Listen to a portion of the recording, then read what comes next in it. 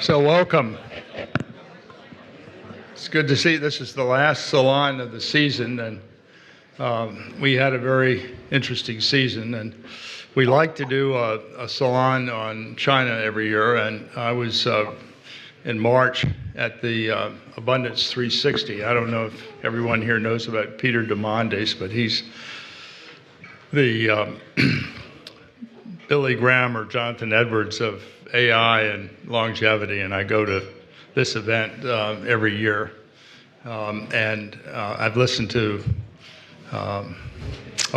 maybe 60, 80 speakers over the last 3 years, and the most impressive presentation I'd heard in that time was from Alvin Graylin, who's here tonight. And Alvin is an extremely interesting man, one of the most interesting people I met. He has a very unique background, which he's going to go through this slideshow and explain his credibility, why he's saying what he says. But I've asked Chaz Freeman, our chairman. Chaz, are you there? I'm here. Good. I've asked Chaz to, Chaz is our China guru, and Chaz was so impressed by Alvin when I introduced him that he insisted on giving Alvin the introduction that he richly deserves. So, Chaz, it's all yours. Well, thank you, John. I'm, of course, the ex-chairman of the committee, but I'm glad to be back at a Committee for the Republic salon, if only on a video link.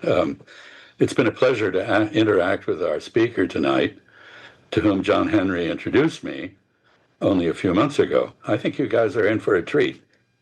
Alvin Graylin is that rare American who not only understands artificial intelligence, having started at least 4 companies involved with the development of AI, but who is au courant with China's AI industry as well as our own. He's a thinker who has important things to say and who says them clearly, even if he tosses in an acronym or two. I remember reading a science fiction novel as a kid in which on page 3 it was revealed that the Pentagon had to be torn down when it was discovered that acronyms cause cancer. I've asked Alvin to keep the acronyms to a minimum in case there are people here tonight who are less immersed in the culture and jargon of Silicon Valley or Zhongguancun in Beijing than he is. Alvin sees AI as bringing huge benefits to humankind and can persuasively describe them. Of course, he also recognizes that the first thing human beings usually do with new interactive technologies like the internet is use them for one-upmanship, warfare, the dissemination of pornography, and the perpetration of scams. As Confucius remarked, the essence of man is gluttony and lust. For some reason, he did not mention greed. I guess he wasn't a hedge fund guy. Alvin believes that it's crucial for the 2 nations leading the development of AI, China and the United States, to cooperate, to maximize the enormous benefits it promises, and to minimize the risks it poses. I find his arguments convincing, and I think many of you will too. We have a great deal to gain from AI if we put the best American and Chinese minds to work at gaining it. Conversely, if we don't work together, we face risks that should be countered or avoided. Will AI manage the battlefields of the future by treating human beings as expendable cannon fodder? Will it do to white-collar workers what automation has done to blue-collar workers, eliminating their jobs and making them redundant? Will it do what another science fiction story I read long ago posited? In that story, all the world's computers were connected so that scientists could ask the array a pressing question. The scientists turned it on and asked it, "Is there a God?"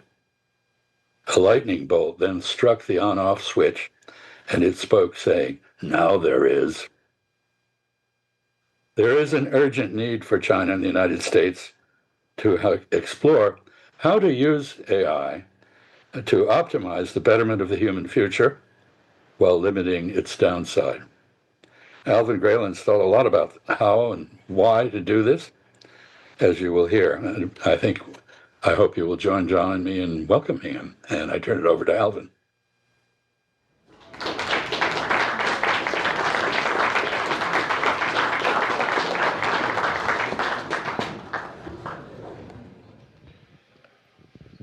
Well, that's a hard intro to follow. Thank you, John, for the amazing intro, and Chaz. I don't think I'm as humorous as he is, so you guys will be disappointed in my my comedy section. Can we have the slides up?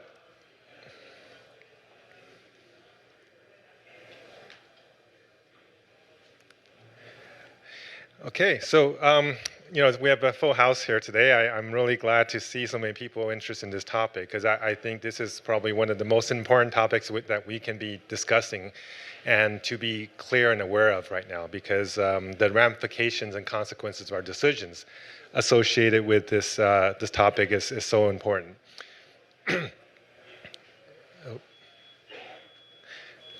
It's not working. Yeah, it's on.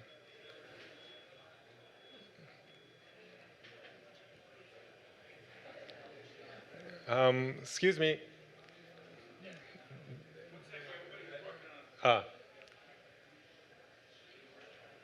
Sorry about that. Somebody's trying to shut you up. See, it's it's the NSA. Yes, somebody doesn't want you to know the truth. So, I guess the thing that I want to make sure to kind of, why do I call it the reality, is because reality is something that is very personal, and it depends on your perspective and depends on where you come from and what you know. And so I wanted to make sure that I provided a side of the story that many in America probably doesn't have access to, or maybe are less aware of, because I think it's really important. If we expect China and US to work together in any form, we have to understand each other. We have to understand what perspective we're coming from, and hopefully this allows you to get some of that. And what our decisions will decide will also affect our reality and our children's reality for the coming future. So we really need to take this particular topic very seriously, both AI and the cooperation with China or not. So I'm going to start with a little map, and there's going to be multiple maps today, so if you map people, you guys will be very happy. And why am I using a 1930s map? Because I will start with a little history about my grandmother, who's American from Berkeley, who's a Scottish ex-Ashkenazi. And she, in 1937, went to China to be a reporter, reporting on the Sino-Japanese War. Right? And so she went there at a time when the US and China were actually allies fighting against the Japanese, pre-World War II. And she had my mother after meeting actually one of her classmates from Berkeley, right? So, and because the Japanese invaded after the Pearl Harbor attack, she had to escape and left my mom behind, and I guess I'm the beneficiary of her staying. And in between, I went to University of Washington to study electrical engineering, MIT to study AI and computer science and Sloan, and then now I'm at Stanford also researching the future of AI and economics. In between, I've also worked at IBM and Intel on semiconductors, Trend Micro and WatchGuard in cybersecurity, HTC and Vive in the VR/AR sector, and have founded 4 different startups, 3 of which were AI focused, and invested in over 100 companies in this space. So just to give you a sense, I do know a little bit about the AI space and the XR and the cybersecurity space. And here's a picture of me in 1971 during the Cultural Revolution. We were sent, my whole family was sent to be re-educated because both my parents were intellectuals at the time. And this is my brother. He is a nuclear Navy submarine officer, an XO on one of the boomer subs, which could probably blow up most countries by itself. And these are his 2 sons, who are also Navy officers, and he just graduated last week. And this is his daughter who just got into the Navy Academy and will start in the fall. So we have a whole family of American patriots. And this is a comic book from 1943 about my grandmother and her experience escaping from China during the Japanese attacks, and then at the end, coming back to America, being saved by the Flying Tigers after an 8-month ordeal to, I guess, through the Chinese underground because she was why they had to actually wrap her up in gauze and say that she had leprosy, so that to get through all the checkpoints for multiple months to go from Shanghai to Chengdu, where the Flying Tigers were. So a little bit of kind of colorful background. But I say these things because I want to let you know that I'm an American citizen. I was born in China, but I love both countries and I love both people. And I am a patriot. I want both countries to be successful, and also I want our entire species and our globe to be successful. So some of the things I may say coming from, some people will take it as, oh, this is very pro-China. I'm actually not pro-China. I am pro-human. Okay, I just want to give that a little bit of context. And the problem is you're seeing these kind of headlines right now in our press of, the US must dominate, and we have the Manhattan Project for AI, and whoever leads AI is going to lead the world. And we must win, America must win the AI war, right? And what is not said here is against China, right? And it's creating a certain level of antagonism that really doesn't need to exist. This is a bill that came out earlier this year. This decoupling America from America's Artificial Intelligence Capabilities from China Act, where you could go to jail for 20 years for using a Chinese AI or working with a Chinese university on a joint research. Right? And just last week, Secretary Kristi Noem issued this notice to say Harvard's being, their rights to have foreign students are being taken away because they're working with the Chinese Communist Party on research. I'm not sure about that, but this is the kind of I guess, rhetoric and antagonism that's happening in the world. We have just a week ago saying, anybody that buys Huawei chips can be put in jail. And this is not just American citizens. Anywhere in the world, this is a law that America is saying applies to any country. Anybody in the world can go to jail for buying another country's product. That, to me, feels a little bit of an overreach, right? So I don't know how many of you guys are aware of the Chinese Exclusion Act. Who's familiar with that? Oh, good. Well, we have very informed people here. A lot of Americans are not. And in 1882, this act became in place. Okay, how many know when it was repealed? How many know what? When the Chinese Exclusion Act was repealed?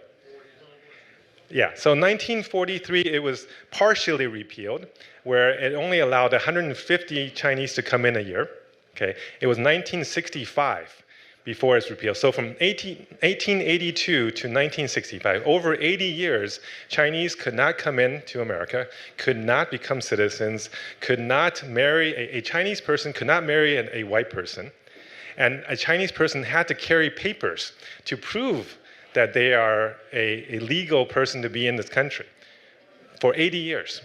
Right. So a lot of Americans don't realize that, and it feels like this is a little bit the type of attitude that we're seeing is starting. This Chinese must go. Right. That was kind of the slogan that was happening, and these were things that were publicly posted around the country. And the reason they were there was to build the American railroads. Right. So we invited them in to build the railroads, and then we said, you got to go because we're done with you. And I think we should treat people with more respect, right? Now, I hear a lot of people say, well, whoever controls AI is going to rule the world because, Putin said that, okay? But let's see what he really said. He actually said, in his full quote was, artificial intelligence is the future, not only for Russia, but for all mankind, humankind, and it comes with colossal opportunities, but also threats.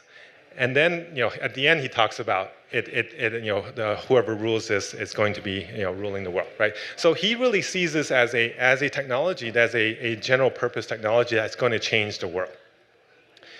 Now, people also say, oh, but Xi Jinping, he's the enemy. If we don't get it, Xi's going to get it first. The Communist Party is going to get it first. So this is what happened, what was said in November 2023, the last time Xi Jinping met with Biden. He said, China and the United States should be partners rather than rivals. I propose a mutual respect and peaceful coexistence and win-win cooperation as the 3 overarching principles for our relationship, and we should jointly shoulder the responsibility as major countries. And in the dinner where they had that night, and a friend of mine was directly in this, and he said, we should cooperate on advanced AI development together. Okay, so directly from him saying that we want to work together with America to create AI and to create it safely. So this is a quote that I feel like we need to listen and be more attentive now than we ever have been, is that the quote from Mark Twain, which says, it ain't what you know that gets you in trouble. It's what you know for sure that it just ain't so. Because when we think we know something, we stop listening, we stop learning, and we make the wrong choices confidently, right?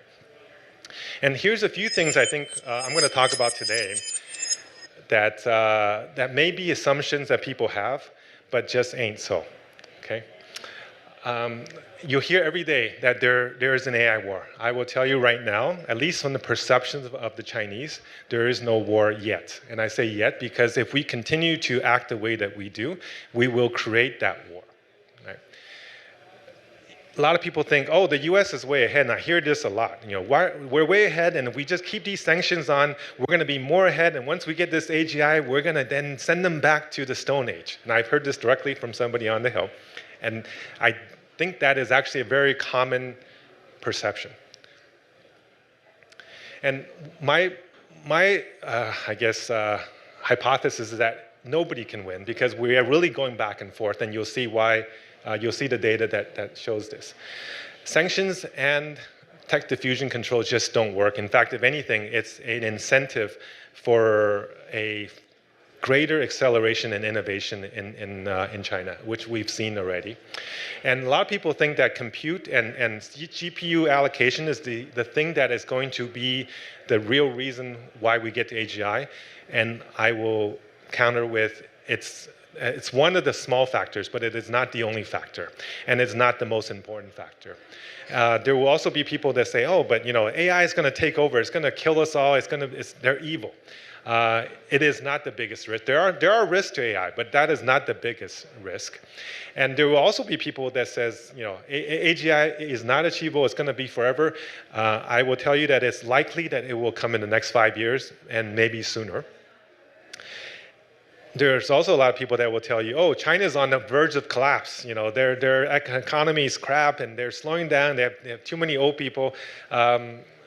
So far, their economy this year is probably, I think it's growing still at around 4 or 5%. We're lucky if we get a positive number this year. Right? China is not the enemy, and it is not after destroying democracy. And you hear that a lot, and I think that's a perception that really is creating an unneeded fear. And we must work together, because if we don't work together, the downside of not working together is much higher than the threat of us working together, okay? And then lastly, we really need to understand that when this technology becomes mature, it will create value add and extra value to the world. So this is not a zero-sum game. It is a positive-sum game because this technology will do for us more than probably most other technologies have ever existed. So I'm going to try to speak quickly because I know I have a lot of slides and a lot of topics. So we have time for questions afterwards. So if you do, make notes of yourself if anything that I say is unclear. I do want to talk about the scaling laws because a lot of people talk about scaling laws because that's why we're going to get really fast. And for the last 10 years, 8 years, I think that's really been the key. Has been bigger model sizes, more compute for training, and then more data and better data. Okay, and that has been very effective to get us to where we are. over the last couple of years, the things that have mattered is algorithmic and technique changes, inference compute over the last 2 years, and then distillation, where you take big models to train small models to be able to do a lot with very small models. And then very recently, the ability to use tools. So now we're letting AIs have access to all the things that we have, right? What made humans more capable is not because we're stronger than any other animals, is that we use tools. And now AI will have direct access to almost initially all the digital tools, and soon all the physical tools that we have. Okay. One thing I do want to note is that these initial scaling laws was a logarithmic scaling, which means that we give it 10 times more compute to give it 2 times more performance. Okay. But with techniques and inference, you're essentially exponential. So it's, you can increase 10x, 5x instantly with the right techniques, or with distillation, which significantly more efficiency than you can with traditional scaling laws. Okay. So this is why compute is a lot. It's not the biggest thing. This is why all our current policies is about controlling compute. And when this is really going to be one of the smaller factors of why we get to what we get to, it really shows that we cannot control the progress of this technology, at least not the way that we think we can. And the most important 3 things will be these. We need to have more complete data, so we have smart AI that actually has representative reasoning, not biased reasoning. We need to get some new techniques for training, and this comes from humans who are AI researchers who know how to get the most out of the technology. And then giving it tool use will be a significant improvement, because that's what we use every day, and it will give us access. If you look at all the evals, the benchmarks, everything is going up to the right, right? Up and to the right. And at about 80 for all of these is human levels. So almost every cognitive task today, these systems are already better than the average human, right? Maybe not better than the top human, but already better than the average human. And if you look at the cost per transaction, just over the last 1.5 years to get GPT-4 level capabilities, it is 1,000 times less per token. Okay, so for all of those people a year ago, they would say, oh, it takes a bottle of water and 10 times more than a search to do a ChatGPT search or a ChatGPT question. Now, essentially, it's 1/1000th of that. So a drop of water and a fraction of a search can give you that answer. Right. So, and this is also why you hear a lot today about power and say, oh, we're going to 99% or 100% of our power is going to go to AI processing at some point. This is why it's not true, because when you are getting the efficiencies like this, I'm not saying you're going to continue to have these kind of efficiency gains, but continuing to get, let's say, 2x, 5x, 10x efficiency gains, I think is very viable. We're not going to grow our energy supply 2x, 5x, 10x, right? So the people who are so worried about power, I think they should look more in terms of how these algorithms are really improving our efficiency. Now, the topic of China and AI came up, in January because of DeepSeek. Right. And this was the big headline. It was, they did it for 3% the cost of AI, and so the whole market dropped by $1 trillion. Now, did it happen? Did they actually do this? And I actually talked to friends at DeepSeek, and yes, they spent $5 million for the last run. And on a apples-to-apples perspective, they are significantly more efficient than the models at the time, right? If you look at the GPT-4.5, O3, Grok 3, they were in the order of $400 million for one run. This is not including all the buying the GPUs and all the prior runs and the research and all that. This is just to pay for the cost of the GPUs. Okay, it is on an apples-to-apples basis. It was very efficient, and the good news is all of that efficiency is now transferred to the knowledge of all the labs, including the U.S. labs, right? And here are some of the things that they were doing, and I'm not going to go through all of them because of time, but they had real breakthroughs. It wasn't that they copied this from the U.S. They were forced to have these breakthroughs because the U.S. sanctions kept them from getting access to all the chips, so they couldn't do brute force methods in terms of processing the data. They had to use more quantized models. They had to do a mixture of experts. They had to they had less memory and so forth, right? So. And the one thing that a few things I wanted to highlight was what made them successful was actually they had a team that was completely Chinese, that has never left the country, right? Now, why is that important? Because American policies made it very difficult for the best minds in China to leave China to go to school in America. So they were able to get access to these students. And most of these students just graduated within 1 or 2 years. And they couldn't go to America the last few years. They graduated, they stayed in China. They then worked for him, worked for Liang Wenfeng, right? Worked for DeepSeek. Now, China, this is not a China project. So a lot of people think, oh, this is America versus China on AI. No, this is a independent lab funded by a single individual who was a hedge fund manager. Now, there is an argument to say this was made by China. Do you know why? Because the reason that Liang Wenfeng decided to do these projects was because Chinese policy said, we don't encourage you to do hedge fund quantitative trading because that's unfair for the retail investor. And in China, retail investors is 70 to 80% of the trading, whereas in America, they're probably 10 or 20% of the retail trading, right? So they wanted to make a more fair stock market. So he was then punished, and he said, I have 10,000 GPUs. What am I going to do with it? Let me do some AI. So from that perspective, China made DeepSeek, but not because China gave them any money, okay? And one thing I do want to highlight is that they are giving MIT license for this, which means that and you can use it for personal use, for commercial use, you have full rights, you don't have to credit them anything, you could do whatever you want, and they're publishing the source code, and giving you all the papers to explain how this works, okay? Very few American labs right now do this. Right, none of the leading labs, except for Meta, is doing a open source license. And even Meta has a control that if you're a giant company, you need to get my permission. And by the way, you have to use the name Llama on whatever you make, so people know I made it. Right? If you use a DeepSeek model, you can use it for anything you want. In fact, right now, almost every lab in the world right now that are academic labs or smaller labs, they're just using this as their base model because they don't have to worry about being sued later. They don't have to worry about any controls. Right?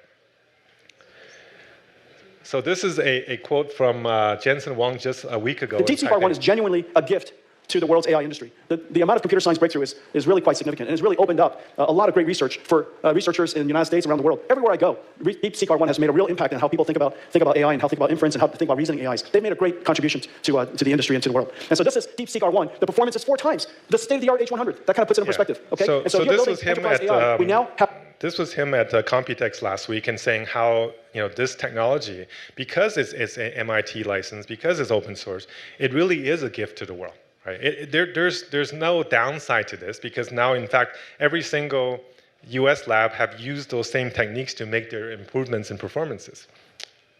I'll skip this one. So here's the LM leaderboard, right? And you see kind of DeepSeek is around here, it's in the top, but when it came out, it was actually one of the top because these just came out recently. What a lot of people don't realize is that DeepSeek is actually only one of many Chinese labs. There's about a dozen Chinese unicorn AI labs that are all within the top echelon of labs in the world. Right? So it's not just DeepSeek. In fact, Quen recently published a new model that is around the same, maybe some people say better. And if you see, Llama just came out with one about a week or 2 weeks ago that is slightly worse than the DeepSeek that came out 3 months ago. Right. Google just came out with a new one that did pretty well. Right. And if you see, this is a chart of how open source Chinese models are doing versus US models, and the gap is getting much, much closer over the last year and a half. So early this year, after the DeepSeek announcement, she gathered a lot of business leaders to come and talk to him. And of course, he also invited Liang Wenfeng, the DeepSeek CEO. And even after he met with Xi Jinping, Liang Wenfeng then released 6 more papers of all of his deepest secrets of how he optimized his system. Right? So we really need to look at that as another olive branch, because before he met Xi Jinping, he did open source, great. That's understandable because that was his philosophy. But the fact that he went in and met with Xi and still was allowed to continue to broadcast all of his advances and innovation, that means the government said, okay, we are okay with you sharing this information with the world, because that essentially what he has done is to make every single data center in America 5 to 10 times more efficient. And one thing I do want to mention that's a little bit different about the Chinese government versus the American government is, I'm sure all you guys went to or saw the inauguration, and it was the first row behind Trump was all the Chinese, the American billionaire tech leaders, right? When Xi Jinping invited his people to have meetings, he essentially brought in companies from all over the industry, everything from chips to robotics to cybersecurity to LCDs, 3D printing, green energy, and only four of them were AI related. And he got them to report to him to say, what are you doing to help the country? Right? So he's really trying to motivate and activate his country to advance and create new progress as a group. And they all come back and say, okay, I'm doing this to help the country. Now, this is a quote that came from Raimondo just when she was leaving office. And I remember I was in a meeting where she was saying, oh, we're starting these sanctions and this CHIPS Act, and we're going to be way ahead, and just watch, we're going to kill the Chinese. And 3 years later, she comes back and says, you know what, it was a fool's errand. I was wrong. I was very surprised she said this, because it takes a lot of you have to be a very humble person to agree to do this. And if you look at the stats, it really is showing that the Huawei chips and the NVIDIA chips are becoming very, very close to each other in terms of performance, in terms of the ability to integrate. Just their technologies are also built on the similar types of size technology. China's caught up from what it was when the various sanctions started. They were probably in the 15 plus nanometers. Now they're down to 7. They're now supposedly doing sampling at 5 and 6 nanometers. Right, and the latest NVIDIA chips are at the 4 nanometers. So they're very close. The thing to remember is that also this year, about I think March this year, Huawei announced that they now have EUV machines that are sampling right now and will be mass-produced in first quarter of next year. So within essentially 6 to 9 months, they will be able to produce those multi-$100-million ASML machines that everybody said they're 15 years from doing. Right. And once they do that, then within probably a year or two, they'll be able to get down to anything that TSMC can make, they will probably be able to make as well. And they have also created a completely independent, indigenous supply chain of every piece of the fabrication pipeline, so that they can create their own high-performance chips. In fact, about a month ago, April, they announced their 910C chips, which essentially are probably about 80% the performance of the NVIDIA chips.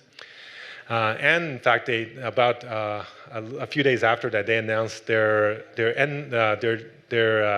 Cloud Matrix 380. So 380 GPUs all tied into one rack system that outperforms the NVIDIA's rack system of 72 chips, about 2 to 3x the performance, but it's also on a per watt basis, about 2 to 2x less, more watts per compute. So it's a less efficient system because it's using older manufacturing technology, but overall performance is actually 2 to 3 times what the NVIDIA racks were. So, and in Malaysia last week just announced that they are the first customers outside of China to buy these racks, right? And these are multi-million-dollar rack systems. us to compete on a global stage. I just want to know, like, how far behind do you think China is? China's not behind. China's right behind us. I mean, we're very, very close. But remember, this is a long term. This is an infinite race. So this was two weeks ago. Jensen was interviewed and said, "How far behind is China?" There's no such thing. And so we're going to compete for a long time. And just remember that this is a country with great will, and they have. Yeah, for him to actually admit that, say, hey, China's not behind anymore. They're right next to us. That's a very strong statement, because everybody was saying, NVIDIA is years ahead. Right? And what this chart shows is about 47% of global AI researchers come from China, was born in China, educated in China. And the funny thing is, in the US, there are 38% of US researchers that were born in China, 37% in the US are born in the US. So there are more Chinese AI researchers working in the US that were born in China than those that are born in the US. Right? This is why we need to work together, because we're already working together. But if we go back to the Exclusion Act type of mentality, all of those people are going to leave. Now, everybody talks right now about generative AI, because that's the hot topic, and everybody thinks AI is just generative AI. That is, way from the truth. This AI has been around for 60, 70 years. And I started working on it about 30-something years ago when we started with symbolic AI. And you're essentially creating expert systems and coding things. And I also worked on natural language processing with connectionless AI, the kind of early neural networks. Now the generative AI is just a phase in the process. The real value will actually come to our society, not because of our ability to make pictures or write poetry, which is what everybody says, these AI don't do anything. They're just making nice, pretty pictures. They are right now, but they will get to the next phase, which is agentic AI, which means that you are giving it a task, and it will complete the task. So it may not replace a person in a full job, but it will make your job significantly more efficient. Then the phase after that is AGI, artificial general intelligence. That's when it actually has the ability to take the full job of some employees. Maybe not all employees, but if you're a junior person coming out of college today, you are going to have a tough time finding a job. And I have two daughters that are just graduating or graduated recently, and it is a very tough job market out there. I would say half of their schoolmates don't have jobs. Luckily, they do, but one of them they're at Microsoft, one of them, and just said, half of my colleagues just got fired, laid off. And probably because of AI. Right? So it's already happening, and the tech sector is kind of a canary in the coal mine here. Now, there's a lot of good that can happen, right? I just said something scary about the job loss, but if AGI can achieve what we think it can achieve, it really will have dramatic improvements in terms of helping us understand nature, science, the world. Make us, the smartest humans we've ever been. It will help our productivity from a societal productivity perspective, order of magnitude. So you're going to need, 10 times less people to do the type of work that we have today. And it will solve our energy constraints and our climate issues, because we're going to find, even with our feeble brains that we have today, we're already very close to fusion, and we've got 100x improvements in terms of solar cost reductions over the last 20 years. We will do that much, much better when we have these things helping us make new discoveries, new materials. We will be able to solve the health issue, where I have a friend who's in cancer drug development, and he's saying he's now working on customized cancer drugs per person, because this is why vaccines for viruses are much easier than cancer drugs, because every cancer drug is actually one of your cells. It's a personal cell with your genes. It's not a single virus that's the same for everyone. So to make a drug work for cancer, you have to make one for each person. And he's saying now with AI, he's starting to work on those type of drugs where he can customize get your genetic markers and then be able to exactly create the drug that works for you. So we will soon enter this age of abundance. How many read the paper that was sent out to you guys on the link? Really? That's it?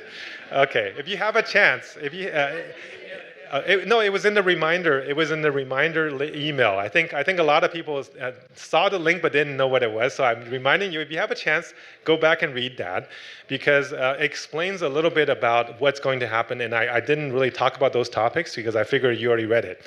So, but it may add to some clarity of what we are talking about today. Okay. Now, essentially what this is saying is all the stuff that we've been seeing in sci-fi will have a possibility to come true. Now, also some of the negative things in sci-fi as well, right? As Chaz was referring to.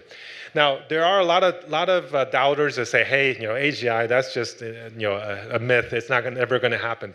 Here are 6 people that are some of the smartest folks in the industry. They're heads of the current labs today, and they're anywhere between this year to 2030. Of when they expect AGI to arrive. Okay. Now, when it arrives, it may take a decade or 5 years or 10, 20 years to get fully deployed to the world. But when that arrives, that is going to be a phase shift change in terms of how our society works. If you look at, a lot of people say, oh, well, nobody's really using it. Well, here's data from Google just a week ago. They're saying that over the last year, their amount of tokens that they are issuing per month has gone up 50x. Right. So just imagine whatever business you're in, if your customer base has gone up 50x in 1 year, and we're just in the beginning, what is that that adoption curve going to look like? So now we get to the darker side. There are definitely risks, and there are the biggest risk that people in the AI safety discussion talk about is the takeover risk. The AI becoming the evil overlord. I actually think that there is a non-zero risk of that, but there's really right now no evidence. There's no papers that show that the smarter AI gets, the more evil it gets, or the more dominant it gets. There is now also the argument that, okay, well, it may not want to take us over, but it may be so good at doing what it does that when I ask it to make paperclips, it turns the whole world into paperclips. I think we're then a little underestimating the capability of something that has the ability to turn everything into paperclips, but don't understand when you're saying make me some more paperclips to stop at some point, right? So I think these are the 2 arguments that people mostly point to in terms of the technology itself being the risk. The bigger risk are the things that are in the lower section, and these 2 risks are related to people, right? One is job displacement.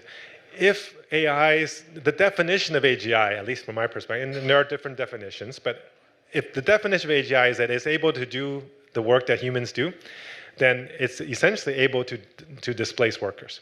When that happens, we're going to have societal instability, and even if you give people UBI and they're able to live, there's also going to be mental health issues of purpose and their status and so forth that people tie to work. Right? I think so we need to think about how do we get ahead of that before it becomes a real problem. The other bigger problem, I think this is a solvable problem if we just put in the right safety, the social safety nets. The bigger problem is actually this issue, is the misuse, misinformation, manipulation of AI to use it to take away our agency or to create turmoil in the world. And the biggest issue that I actually am most afraid of, because this is the one that has the most ability to create damage in the world, is the militarization of AI, which is happening right now in every country in the world. Okay? Because once we start turning AI into a military weapon, we will then unleash all the other weapons that we have created in terms of a stockpile over the last 100 years.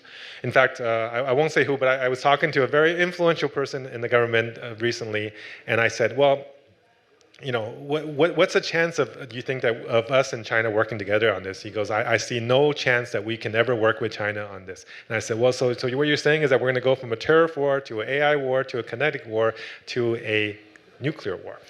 And he says, well, it is what it is. Right. Now, that to me is very scary, Okay, so I want to say this because I think that is not an isolated opinion right now in people who are creating policies associated with AI. In fact, almost everyone I talk to that are related to the space is saying, we are 5 years ahead, we put on the sanctions, we're going to be 10 years ahead, and then we're going to use this to destroy their telecom system, we're going to bring down their financial system, we're going to stop them from progress, and then we're going to be ahead forever. And I think that kind of an attitude is a very dangerous myth that just isn't true and is not executable. And it's maybe not even desirable. Right. So going back to the AI killing us all, this is called P-doom. So if anybody asks you what's your P-doom, what they're asking you is, what do you think the probability is that AI will destroy, to lead to human extinction? Right? And if you ask the leading AI researchers today, this is their P-dooms that have been publicly stated, right? Anywhere from 99.999% to about 0.01%. And the average AI researcher is somewhere around 30-40%. AI engineer 40%, AI safety researcher about 30%. Okay, so this is their expectation that this technology will lead to our extinction. Okay, let that sink in a little bit. So let me give you a few numbers for reference. So the probability of a natural virus killing all humans is about 10 to the fifth year, a negative fifth year. So tens of thousands of years that there's a probability that we may find a virus that could kill us all. Hundreds of thousands of years that a volcano might explode, create this giant, knock out the light for years, and then we all die, right? And then hundreds of millions of years, an asteroid might hit us and destroy the Earth. Right? So all of these big numbers. And then the atomic bomb in the 1940s, I'm sure you guys all know the story that the researchers were really debating, should we do the first test? Because if we do the first test, we might light the atmosphere on fire. Right? This might kill us all.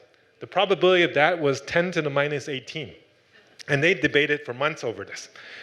These people think that it's somewhere between 10 to 100%. And they're just very comfortable running as fast as they can without any guardrails. Okay, so I feel like there's something wrong. Either their logic is wrong or their morals are wrong. Okay. Now, if you talk about AI safety, this is what most people talk about. They say, oh, the smarter it is, the more dangerous it is. Right? I think the first part of this curve kind of makes sense because the more intelligent it is, more capable it is, more effect it can create. What I think we will see, though, it will be actually a different curve. It will be much more like the Kuznets curve, right? How many people know what a Kuznets curve is? Great. So there's a few folks.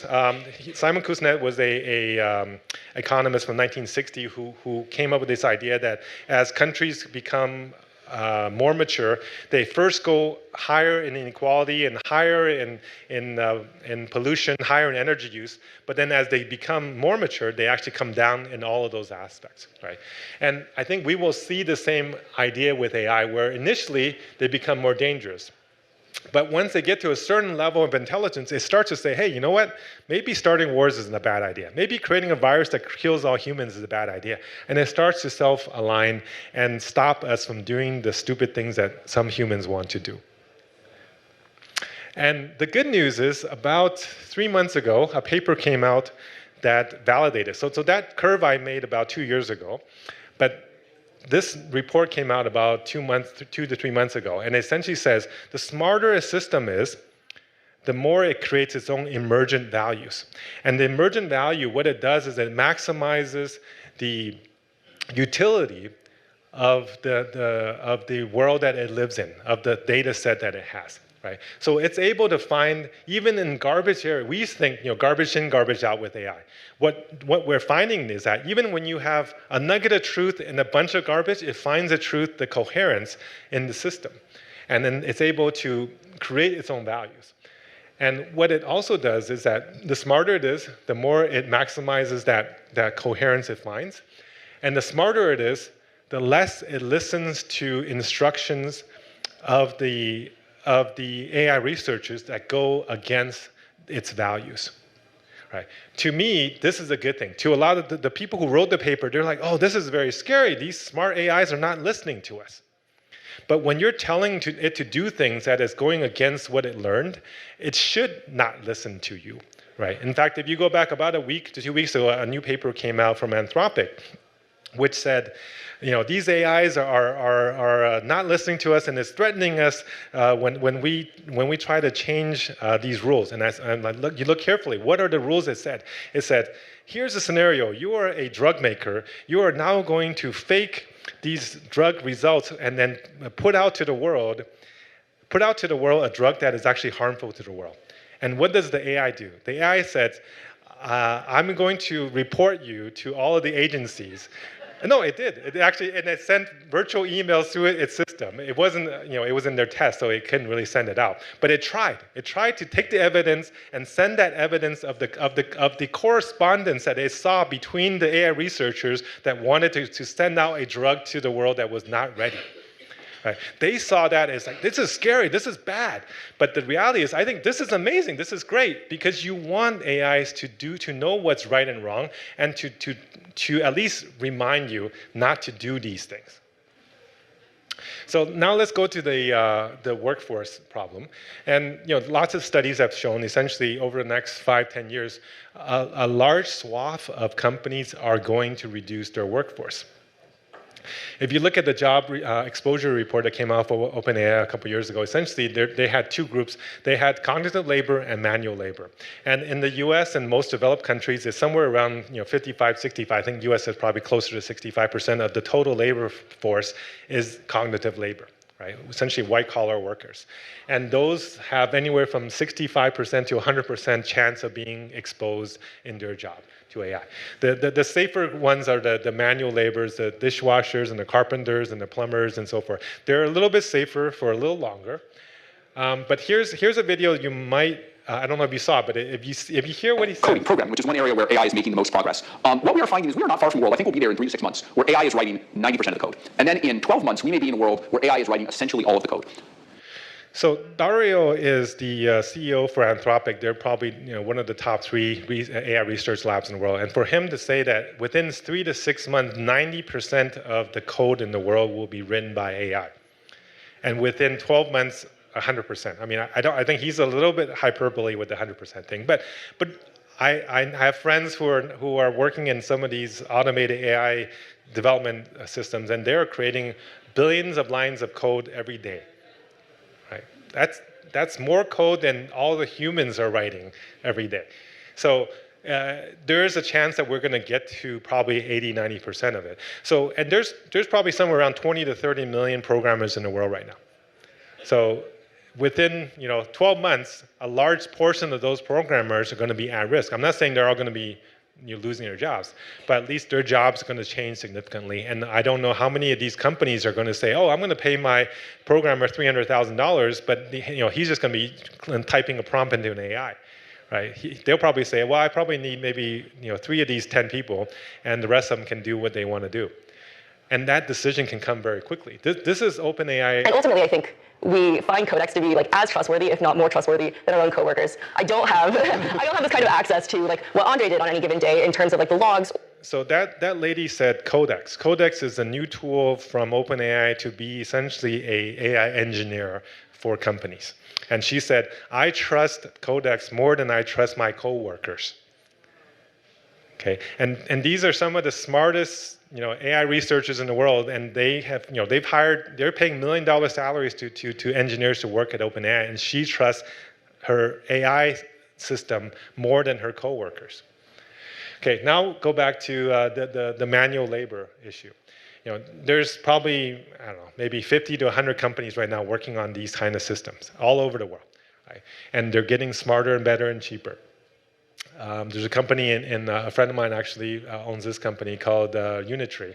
They're selling $16,000 robots that are already shipping that supposedly can do things. I mean, mostly it's mostly for fun right now. It's a show-off toy. But very soon, when these things get loaded with the latest AI systems, it will be able to do a lot of potential work for us, right? And if you're a person in the factory, and you can choose to buy a $16,000 robot or hire a $100,000 human, and that robot can work 20, 24 hours a day, 7 days a week with no vacation and no complaints and no HR needs. What would you do with your choice of funding? Right? Here's a dark factory in China making cars where there's no humans involved. It just cars are going in and parts are going in and cars are going out. Here's a factory in China from Xiaomi that makes 10 million phones a year comes out of this factory, and there are no humans on the factory floor. Right? So this is called a dark factory, and it works 24/7. And they're now building more and more of these kind of factories out there. So China is able to do what they do not because of cheap labor, it's because of automation. All right, well, enough. Anyways, you get the concept. So in fact, if you look at industrial robots, China installed more robots than the rest of the world combined. This was 2023. I think last year was even more. And in almost all major technology areas, it has anywhere from 90+% to about 50-60% of global manufacturing capabilities. Right? So where's the other risk? Right? The other risk that I actually more worried about is this stuff. Right? Using AI to be cyber attacks to take down your financial system, take down your telecommunications system, create ransomwares, create chemical weapons, create viruses that can attack a certain group. All of these things are going to be possible. And the thing is, none of these things require AGI. All of those type of technologies are narrow AI. Okay? So narrow superintelligence in certain vertical science industries is actually more dangerous to us than artificial general intelligence. And none of the regulations that we're looking at are trying to prevent this stuff. Right? All of the regulations we're talking about, you cannot use 10 to the 26 flops or anything. You need to do that, and you have to report to us, although those are all voluntary. Right? You don't need 10 to the 26 flops to do any of those things. Okay? So the things that are most dangerous is not really on the radar of the people that really should care about it. The danger is in the rogue actor. The danger is not in the state actor. Right now, almost all the rhetoric is about, we can't let China have this first, and if we do, we're going to lose.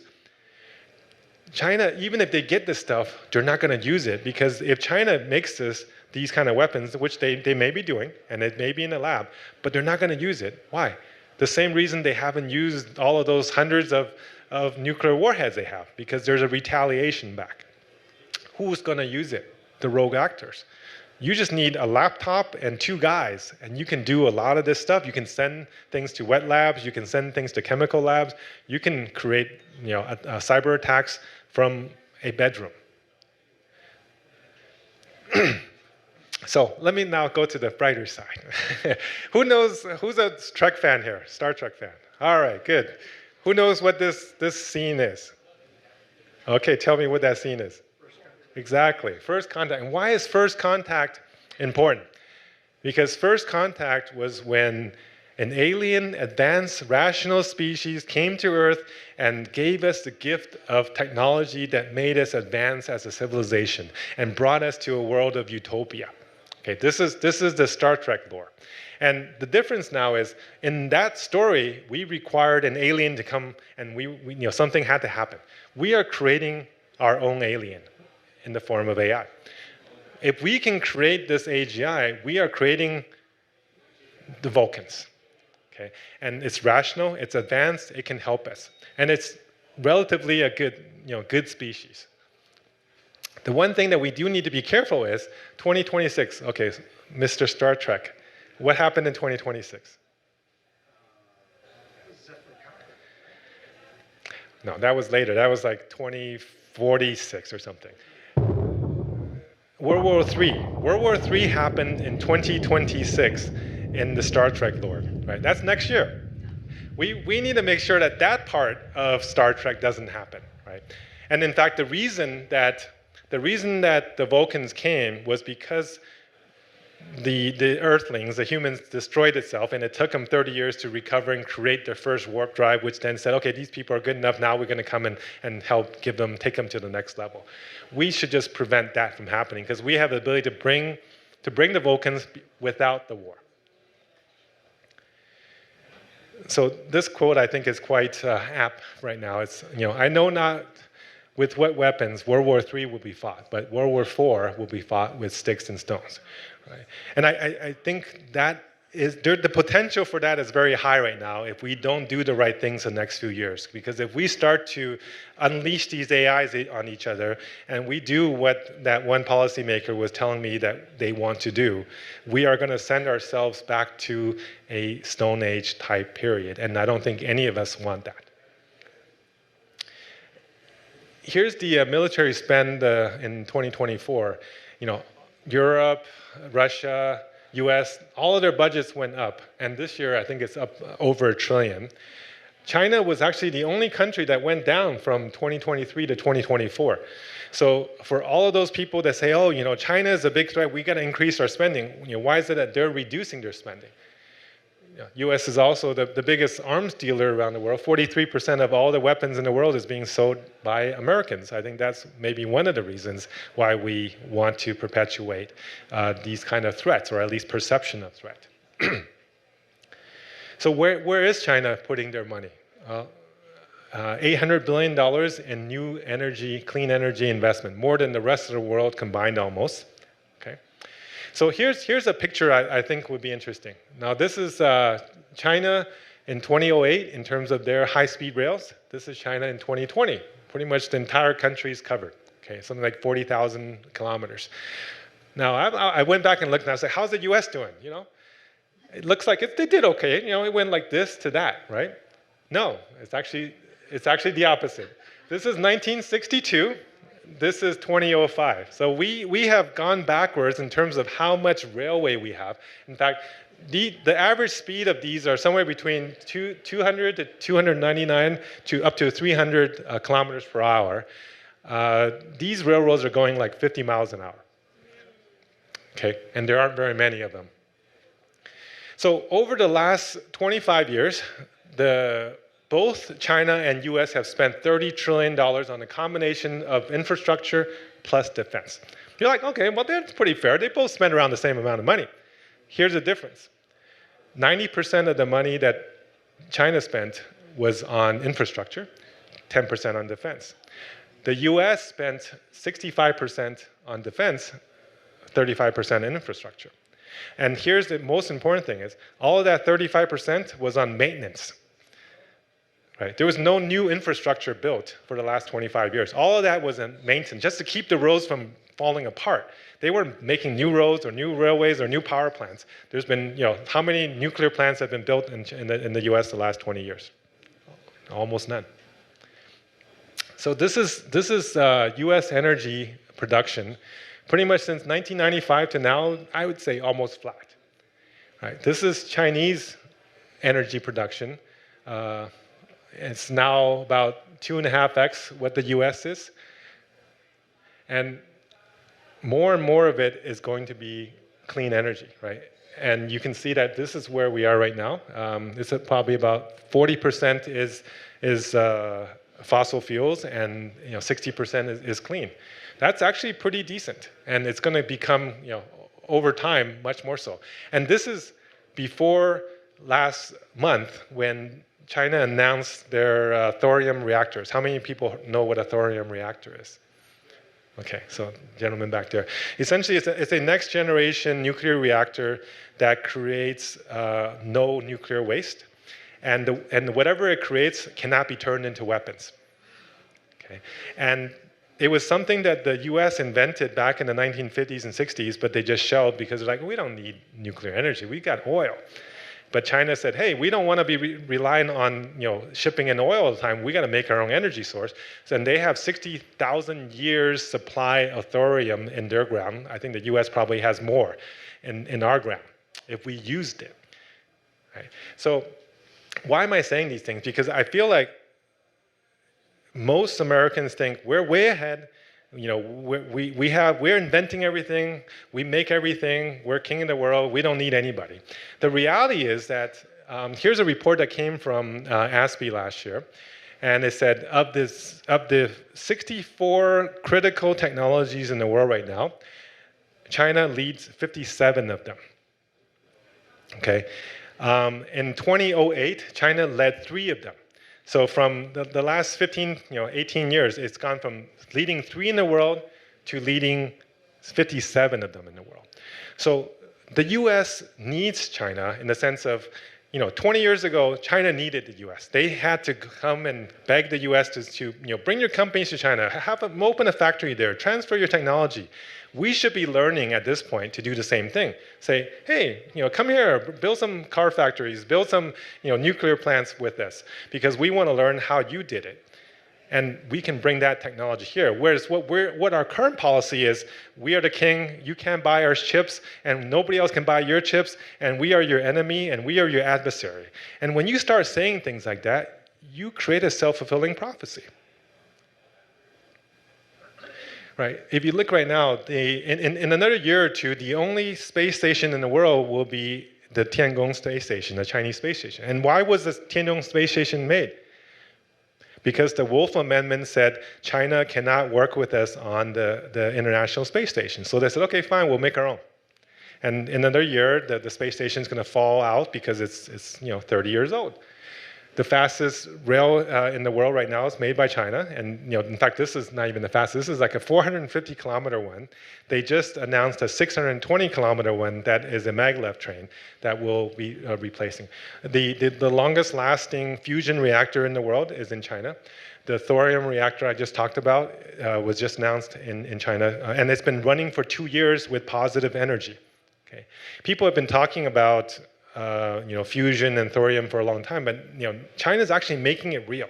When we do these things, this is clean energy. This is next generation clean energy, not to mention solar, right? I think China right now owns about 95% of the solar cell production capability in the world. So if we want to make solar and clean energy possible, we need to work with China. Right? We can't make enemies of a country that we can get so much value from, and we should be learning from them just like they learned from us 20 years ago. Now, where's America leading? Here's where America is leading. We have 800 bases around the world. Every ocean, every landmass, we have bases. How many bases does China have? Does anybody know? It has 1 base in Djibouti. Okay, this is the same place that Spain, France, Germany, Japan, US, they all have bases in the same place. In fact, a lot of them share the same spot because they just want to make sure that they get their oil out of that strait so that they can have their energy source. That's all. Does that sound or seem like a very aggressive country that wants to dominate the world? Not really. Right? Given that they are, in some aspects, the largest economy in the world. If you look at PVP, they're the second largest on a nominal basis. For them to just have 1 military base off their shore, where the US has 800, and around China, there are 220 US bases. Right? Just imagine if China had 220 bases in this area. What do you think would happen if China had 220 bases around the US? Well, I think we would already be sending missiles to each other. Okay, so this is what I'm talking about when I say we have to look at from the other person's perspective. Whenever we want to understand somebody, we have to get in their shoes. But then you'll hear some people say, "Oh, they're just not doing this because they're not big enough, and if they're big enough, they're going to go and conquer the world." Well, in the 1400s, how many people know Zheng He? Okay, good. We have a few historians. So in the 1400s, Zheng He had multiple trips where he went from 200 to 300 ships around the world, to places that were thousands of miles away, 30,000 in his crew. And when he went to all these countries, how many countries did he take over? Anybody know? 0, exactly. So Columbus had 3 ships. He had 90 people. How many places did he take over? Cortez had 11 ships and 600, and how many places did he take over? And Pizarro had 3 ships and 180. This is the I guess European mentality. I go to a place, I conquer it, it's now my land, I put a flag down, and you are now my slaves, right? And we're projecting what the Europeans did to what the Chinese did. And at this period in the world, China was the #1 country in the world. They had probably 35–40% of global GDP. And they didn't conquer anybody, right? It went all over here. In fact, I think it went all the way down Africa. And it didn't conquer all of these lands, which were smaller and less capable, less advanced. In fact, it was just a few miles or a few hundred miles from Japan, and it didn't go and conquer Japan either. Right? Japan's attacked China a few times, but China hasn't attacked Japan. Now, somebody will say, "Oh, but look at, they're building this big military." I hear that a lot. They have the biggest naval fleet in the world right now. Right? Why are they doing this? Because they don't want to repeat what happened. This is a map during the Qing dynasty, or I guess later in the colonial period, where everything that is colored, that is not this color, was territories of China that became controlled by a foreign power. Okay, during what's called the Century of Humiliation, essentially the majority of China was carved up by invaders after the Opium War. And I'm sure if you guys know the Opium War, you know what happened, is that essentially China didn't want to buy anything from people, and they said, okay, well, you still want my tea, you still want my silks. So they say, well, we do have drugs. Why don't we sell you drugs? And then China said, no, we don't want your drugs. And then they send ships and say, buy our drugs or we're going to destroy your country. Right? And then they took over the world, took over the country, and split it into all of these little pieces. This is why China is building a military, not because they want to go and invade the world, because they don't want to have this repeated. The reason that the Qing dynasty was so easy to defeat was because they essentially stopped spending on military, and they got rid of they essentially got rid of all the ships that they had. So all of those Zheng He ships, they were actually burned because they're like, you're spending too much money doing this discovery stuff around the world, exploring. Screw that, right? So they over-focused on being internal. Now, I went back and I actually read the speeches of the recent leaders in the U.S. We have Donald and Joe, and we have Xi Jinping and Deng Xiaoping. And if you look at the words that they are talking about, I think it's a good representation of their mindset, right? Trump is always talking about great nation, America first, and strength, and he talks about China a lot. China actually doesn't talk about America very much at all. Right? He talks about borders and winning and leadership, and China is mostly focused on development. The world, people, China, prosperity, technology, innovation, reform. We did have Joe, and he talked about unity quite a bit, but it was still about America and democracy. Right? Now, nowhere in there did it talk about they want to spread communism outside of China. None of these speeches over tens of years did any of these speeches talk about destroying America, destroying democracy, expanding China. None of that. Right? It's all about national rejuvenation was the focus. So if you guys know about AI models, the key is having the right objective function. Okay? And I went back and I looked and I actually talked to some of these AI models and I said, what is the objective function of these two countries? And for America, after talking and consulting with multiple AI models, they pretty much, and I agree with this, and I said, from 0 to 80 years, it's about global dominance, maintaining the dominance that we've had after World War II. And then every 4 years, it's about which party is in control, and then if possible, let's get some economic growth. Right? These are the key factors that it is trying to optimize the utility function for. And for China, it has not really changed for 50 years. Pretty much after Deng Xiaoping came into power, it's about national development, getting it to become a leading world power again. Social and political stability, so keeping the party in power and keeping the country stable, and then becoming globally prominent. Right? So the only difference between really these two, the only place where there's conflict is this thing, is America wants dominance and China just wants to be prominent. They just want to be, they want a seat at the table. And for a country that, is the #2 economic power and controls quite a bit of manufacturing capabilities around the world, for it to be at the table, I think it's reasonable.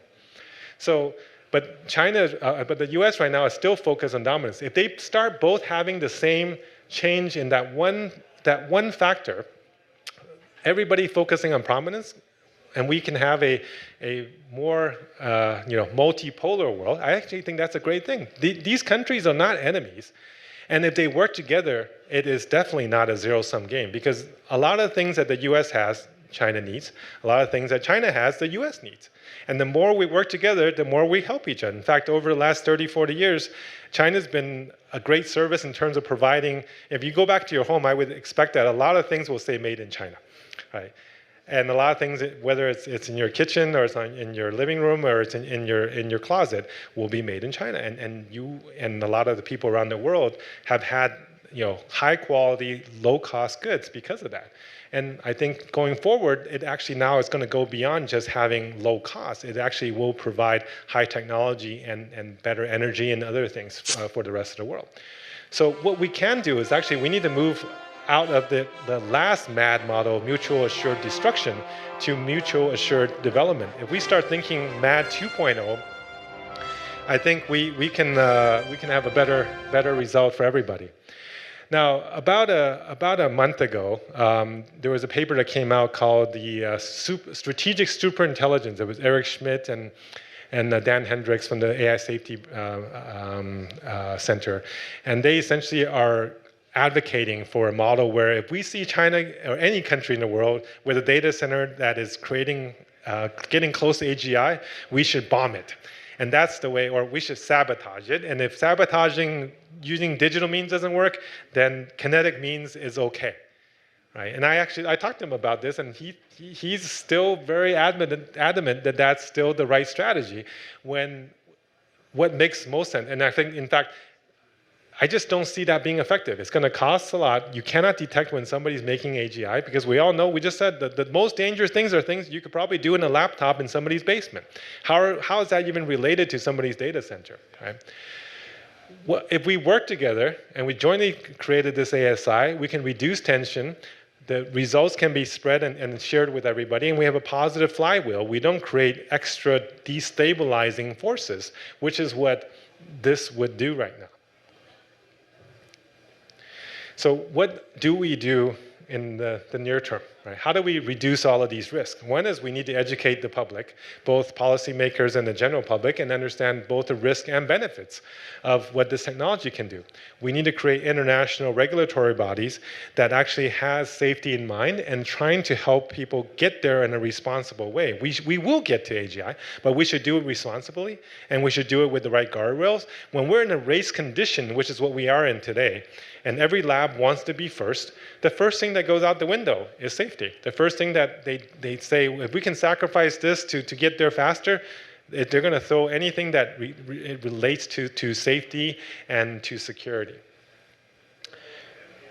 We need to fund detection and countermeasures for the security risks. All of those rogue actors risks, we need to fund that.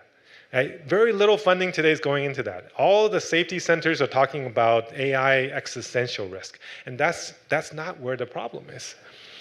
We need to retrain our workforces, because we can see in the near term whether it's, we can debate on whether it's 5 years or 2 years or 10 years, but it's coming. And what are these people going to do? How do we give them the social safety net, and how do we give them new direction for occupation or at least vocation and enjoyment? And we need to create a metaverse infrastructure that's global to allow a parallel digital infrastructure for another form of economy to exist, whether to allow people to be trained in an online system, whether for them to be able to offer their services to other places in the world, or be able to at least have some level of amusement. Right? And we need to separate AI's civilian use from national security risks, because these are two different things. If you look at a large language model, there's very little national security implications of those technologies, right? Helping somebody, write a better poem or make a better video isn't going to destroy the world. But most of these things are going to make our lives better and make us more enjoyable. The things that we should be concerned about are some of those narrow AI superintelligence systems. And we need to separate those two. And those things should be kept in labs and should be kept safe the way that we take care of nuclear energy and virus research today, right? But most of what is going into these AI models are things that make us smarter, make us more productive, and those should be shared with everyone. We need to collaborate on creating essentially a unified CERN for AI model. Right? Just like we for particle physics, we're putting billions of dollars every year in Switzerland so that they can have that giant ring and have protons flying around, right? And that's being paid for by dozens of countries around the world. We should be doing that for AI, and when we do that, we actually have a better chance to create a safer AI. A lot of people talk about, what we need is sovereign AI, and every country in the world has their own AI. But what the problem with that is that you create an AI that sees that country as the good guys, and the other 192 countries as the bad guys, and you give that thing a superpower, right? And it says, go make me successful, but if it makes them unsuccessful or kills them, that's what happens, right? And we don't want that to happen, because then the collateral damage is all humans, because these things you're gonna essentially have, super monsters fighting each other, and we will just get stomped in the meantime. So there will be other people that will tell me, oh, Alvin, you're just idealist. There's no way these countries are going to work together. Well, if you look over the last few decades, 7, 8 decades, we've worked together. Nuclear non-proliferation, bioweapons convention, asylum rDNA, ozone depletion. All these things we've worked together as a globe across, dozens of countries, sometimes hundreds of countries, to keep danger from the world. As soon as we realize this is a real danger, I want to have happen is that we get to this before something bad really happens. And a lot of this stuff required somebody to see a actual event where people got hurt, or we saw a big hole over Antarctica before we started doing this. But we can get around it, and I think there's more awareness on this than on most things, because of all the sci-fi movies we've seen and all the robots that we've seen killing each other, or killing us, right, in those movies. The UN has already made their AI resolution, and there was good adoption of that. 2.5 years ago, the AI Safety Summit was started, and US, China, and Europe are all got together and said, yes, we should make it a safer AI. This year in Paris, we had another UI Safety Summit, but the US and the UK were the only countries out of the 100 or so countries that went that said, no, we don't want a safe and secure AI. That seems a little odd. That we who represents justice and democracy and freedom and the global policeman doesn't want a safe AI for the world. At the same time, the Chinese premier calls for global AI cooperation, right? And the head of the ministry says, let's cooperate on safer AI. The ambassador says, let's cooperate on a safer AI and make it, avoid opening the Pandora's box, right? So they're offering olive branches, and we're, putting up fences. Here's, there'll also be people saying, oh, they're just making a trick, So look at the Belt and Road Initiative. That's just a debt trap, right? Listen to this. So John Kerry told me that in, I think it was 2013, he was the senior American at one of these international meetings that Obama could not attend for one reason or another. And so he was the person who took the meeting with Xi Jinping. And Xi Jinping in that meeting said to John Kerry, by the way, let me tell you about something I'm thinking about. And he laid out the One Belt, One Road. And Kerry said to him, oh, that's very interesting. Why don't we do this together? Xi Jinping says, that's a great idea, let's do it together. And Kerry came back to Washington, and he said before he got off the plane, the Treasury Mandarin said, cut his legs off, and there was no chance it was going to happen. So it never got to Obama's desk as kind of a strategic question. But I tell you that story because if you were reading today the characterization of One Belt, One Road, you would think this was some kind of malevolent tactic to get control of the world. So that was John Thornton. He was a former president for Goldman Sachs, and he's talking about John Kerry. And John Kerry had a meeting with Xi Jinping, and Xi Jinping said, sure, let's work together on BRI. But we said no, right? So, they spent $1 trillion over the last 15 years.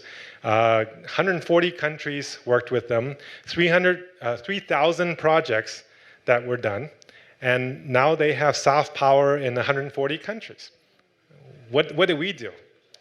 We build bases. We built 800 bases around the world. Oh, and by the way, of that 3,000 projects, about 100 had questionable debt issues, and only one of that 3,000 was taken by China, which was a Sri Lanka port, and it became a 99-year lease that the Chinese are now operating that Sri Lanka port. Right, 3,000 projects. That was the only one. So if they're doing this as a debt trap diplomacy, they're doing a pretty bad job. Right? So let's talk about prisoner's dilemma. Because the biggest thing I hear today is that we can't trust China. We can't trust the CCP because they're going to screw us. Okay? And so there's a trust issue. And so we must screw them first. So I'm sure you guys all know the prisoner's dilemma. And the prisoner's dilemma, this is the truth table for the prisoner's dilemma.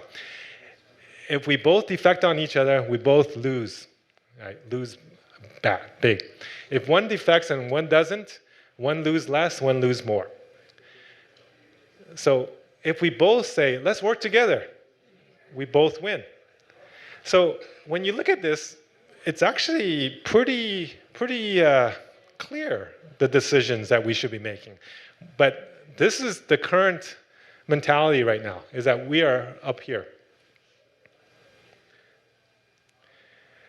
If you look at a single turn game in Prisoner's Dilemma, if you look at game theory and game theory optimal, the single turn game, actually, the best decision is to defect on your partner.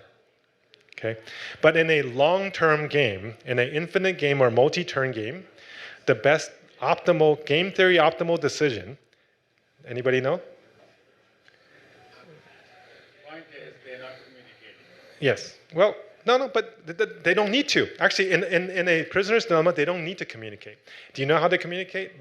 In a game theory optimal for a multi-turn game, it's called tit for tat. Okay, which means if you do bad things to me, I do bad things to you. Okay, but the biggest important factor of this, the first turn, what do? The first turn is to cooperate. That's the game theory optimal. Okay, so rather than us, the first turn is to go for the lose-lose. If we both said, okay, let's use game theory optimal, because this is a multi-turn game. We're not in a single turn game. The only decision that we should be thinking about is this. And then once you get on this cycle, you will be on a winning cycle forever. And that's why it's a game theory optimal, because if you defect and they don't, the next turn they will defect, and then you will both lose. Okay? But if one then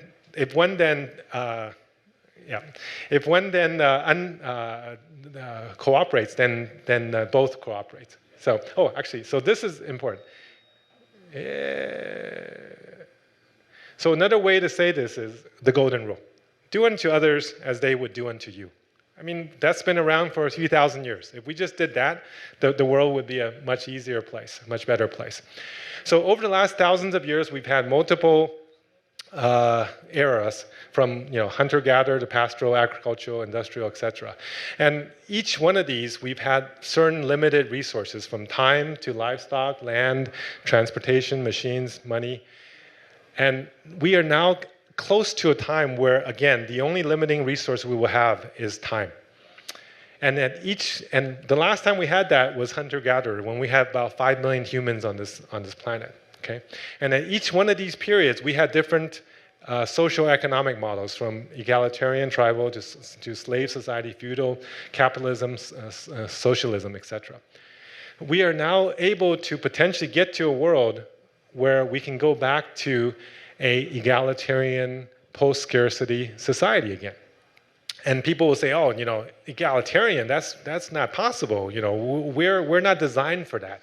But the thing that most people don't realize is that for 95% of the history of our species, we lived in an egalitarian world, because hunter-gatherer was the majority of the history of our planet. And in our genes, we are actually much more trained or adapted to that type of an environment, even though over the last 10,000 years, we've changed our environments.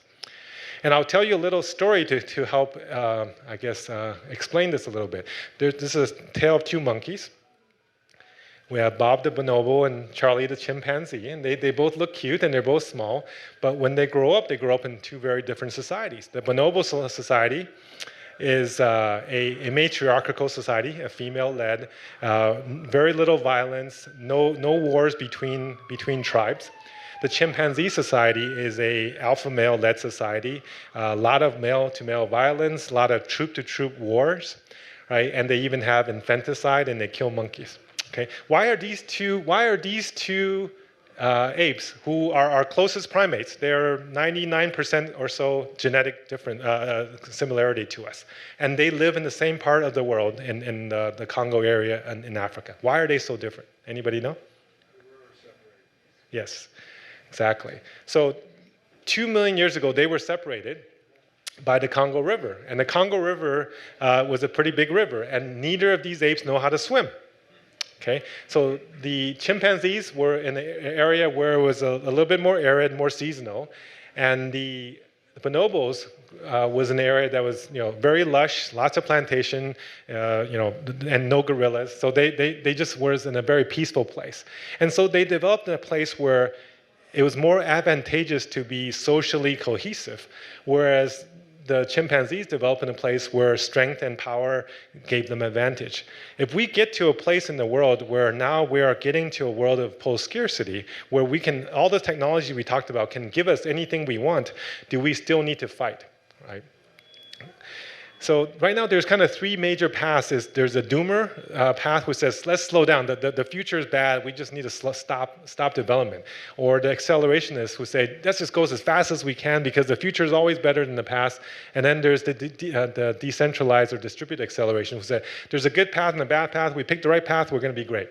Right? And I think all three of these have their issues, right? The reality is we know that the future has been better than the past from technology. It's made our lives better. Right? We know that the future is not always good. There's always some downside when we move too quickly. And we also know that, is there really a bear? Do we need to go as fast as we can? Because right now, we think we need to go as fast as we can. Where is their bear? And we also know that to get to the castle, there probably will be some ups and downs. And it's not a single person. We actually have 8 billion people all tied together. If one of us fail, all of us fail. So I think the better model is actually something called collaborative acceleration. We work together to accelerate, and by working together, we go faster, and we share resources, and we make sure that the benefits are societal, and we share with everybody, and we look at safety over speed, and we think long term. Right? If we can do these things, we're going to get there a lot faster, a lot better, and the models just make more sense. In the past, we've been a scarcity-minded world, and we're going to a post-scarcity world. In the past, we're looking at labor and production as what creates value for our humans. And in the future, we could get to a place where dignity and service to society is where we create the future. Right? So this is where the current different isms are. And this is what I propose us to focus on, abundantism. So this was the essay that that you guys were sent, that most of you haven't read, but that you will when you get home. And I hope that you give me some feedback on it. So there's one quick thing that I want to mention that is a little story, a little Chinese idiom. Right? The idiom is 叶公好龙.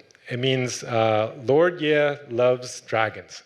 And what does this mean, right? It's a little story that says there's this guy named Mr. Ye. He loved dragons. All over his house was dragons. He wore dragons on his clothes. He had dragon statues.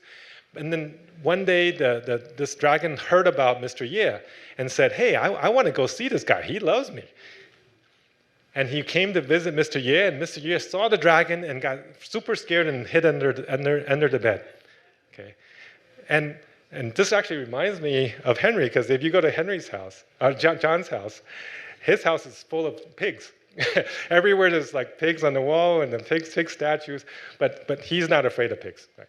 So the reason I say this is because we've been talking about creating a utopian world. We've been talking about global peace.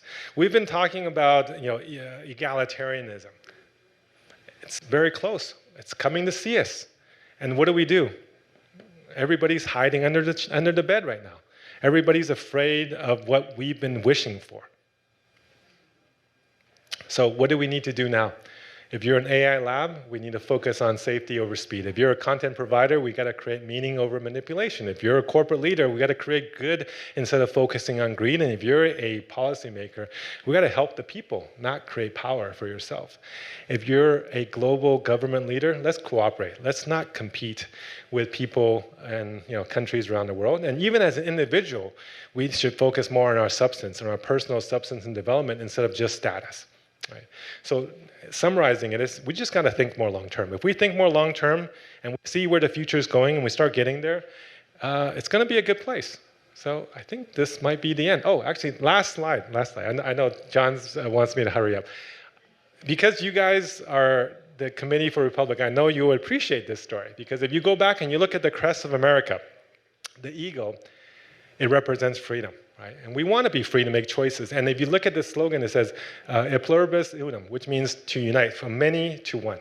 Right? We should be looking for unity, not looking to divide.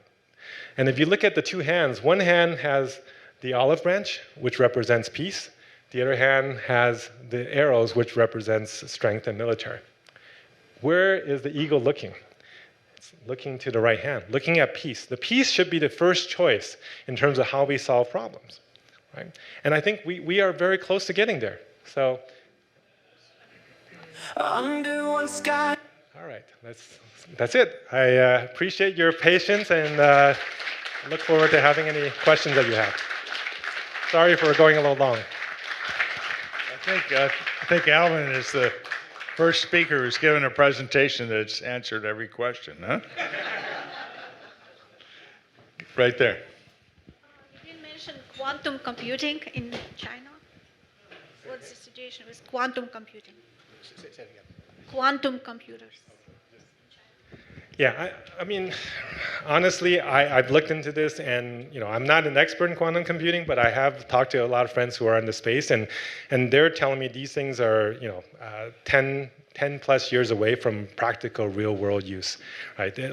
I don't think that is going to be one of the first things that will impact our world. So there's a lot of other things that are much closer to making real world impact. So. Hi, Alvin. Thank you for taking the time to do this presentation. My name is Caitlin. I'm an undergrad at Harvard.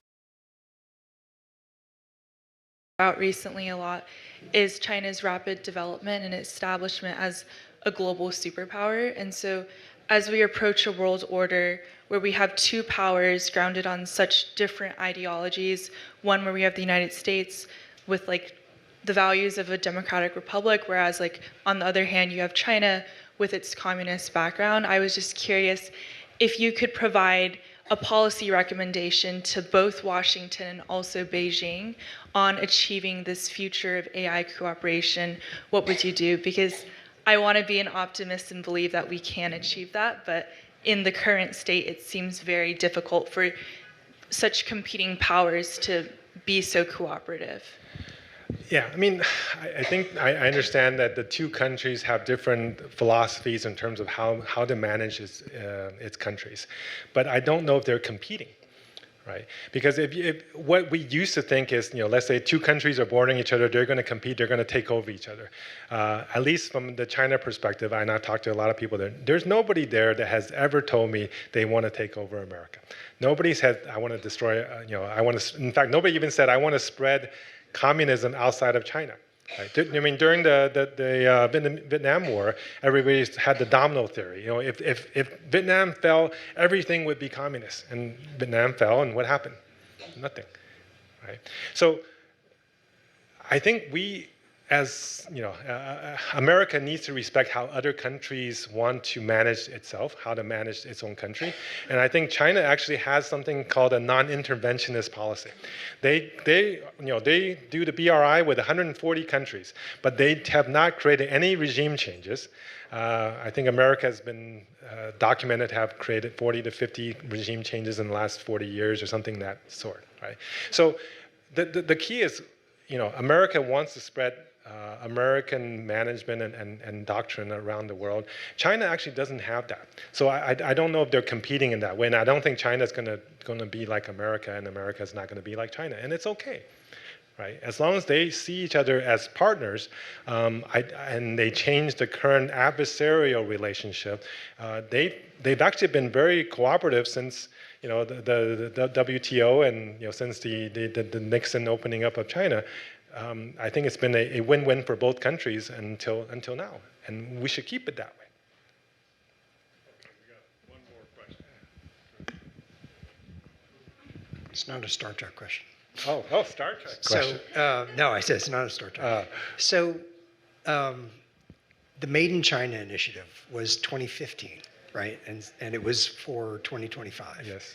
And if you look at the Made in China 2025 plan, and match that against the Project 2025 plan, yes, you see two very, very different visions. Yes. And it goes back to the slide I think you talked about, the investments that China made in infrastructure versus the choices that we made. Yeah. Critical minerals are almost all in China. Mm-hmm. The PhD production of scientists and engineers is eclipsing us by factors. It's more than the rest of the world combined. Yeah. The challenge, aside from American exceptionalism, is that when Xi went to meet with Putin and formed that alliance, that I think changed things in terms of the calculus of how apt we are to cooperate. Yeah. So if you look at this, I know there's a lot of angst around the Xi-Putin thing, but if you look at what happened, when Putin invaded Ukraine, China didn't sell any weapons, right? They didn't send any soldiers. They didn't publicly support the war. In fact, they tried to create a ceasefire talk between the country. They came up with multiple plans to try to create peace. I think that at least from a perspective of, if I had a neighbor that was, had a 3,000-4,000 mile border with me, I would want to have peace with them. And so I'm not going to go and support them. I'm not going to go and create angst for them. I'm not going to fight them. But then I also aren't going to support them in terms of building a imperialistic war, right? And I think if you were in the shoes of Xi, I think he's actually done the minimal possible to keep that friendship with their bordering country. At the same time, not try to accentuate or accelerate a war result that was helping the Russians, right? In fact, if you look at the oil sales, India actually bought more oil from Russia during this period than China did. And then they took that oil and then sold it to Europe, right? So, America blew up the pipeline, right? So it's I think from all the things that happened with that war, China probably did the least minimum possible to support that kind of a war. So. Thank you, Alan. So I'll stay for a little bit if there's more questions. So.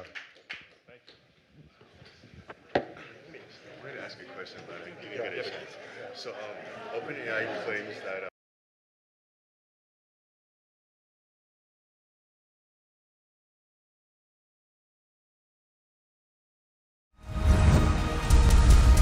咱们说，我再说一次啊，